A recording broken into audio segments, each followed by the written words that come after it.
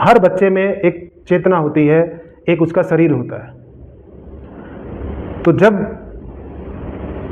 Parents यदि अपने बच्चे के साथ में केवल चेतना से बात करते हैं, बुद्धि से बात करते हैं, ज्ञान से बात करते हैं, इशारे से बात करते हैं, दिशा निर्देश से बात करते हैं या उसके एक्शन से बात करते हैं, तो निश्चित तौर पर वो गुड पेरेंटिंग का पार्ट है। और यदि आप उसकी देह से बात करेंगे, क्योंकि जंगल में यदि दो जानवर लड़ रहे होते हैं तो वो चेतना से नहीं लड़ते हैं, वो देह से लड़ते हैं, शरीर से लड़ते हैं, और शरीर से वही जीतता है जो ताकतवर होता है। घर में यदि मम्मी या पापा बच्चे को पीटना शुरू कर देते हैं तो वो उसके देह से ट्रीट कर रहे हैं, और देह में वो कमज़ोर है, लेकिन अभी वो कमज़ोर है। जब वो वक्त के साथ में बड़ा होगा, उसका शरीर डेवलप होगा और वो देह में आपसे ताकतवर होगा तो आपके सामने खड़ा होगा। इसलिए शरीर पशुता है। सर्कस का शेर होता है, वो मारपीट से ही समझता है, उसमें कोई चेतना का प्रभाव नहीं होता है। उसको, घोड़े को आप चाबुक से हाँकते हैं, कोई भी जानवर होता है उसको स्टिक से, चाबुक से, कोड़े से, किसी न किसी से।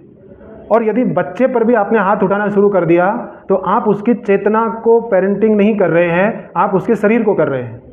और शरीर एक बार यदि वो पिटने लग जाएगा, यदि आप उसको पीटने की आदत में आ गए हैं तो बच्चा भी पिटने की आदत में आ जाएगा। और फिर वही पशुता जो जंगल में पशुओं के साथ में होती है, घोड़े को पीटते हैं, चाबुक मारते हैं, सर्कस में शेर को पीटते हैं, जानवर को पीटते हैं, वो जो जैसा चाहे वैसा काम कर देता है।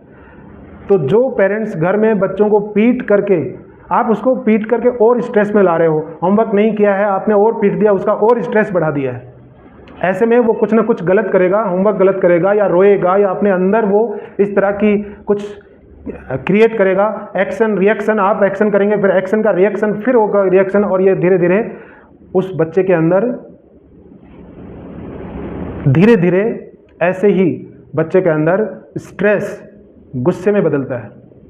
और कभी भी आप इस तरह से डेवलप हुए गुस्से को कभी ठीक नहीं कर सकते हैं, कभी कंट्रोल नहीं कर सकते हैं। दुनिया का कोई भी डॉक्टर परवरिश को बड़े होकर के ठीक नहीं कर सकता है।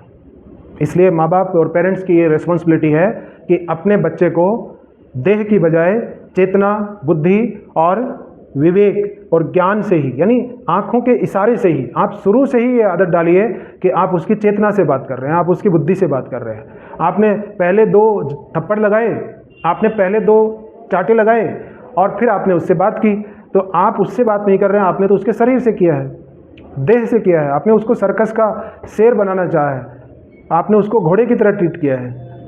ये नहीं करना है।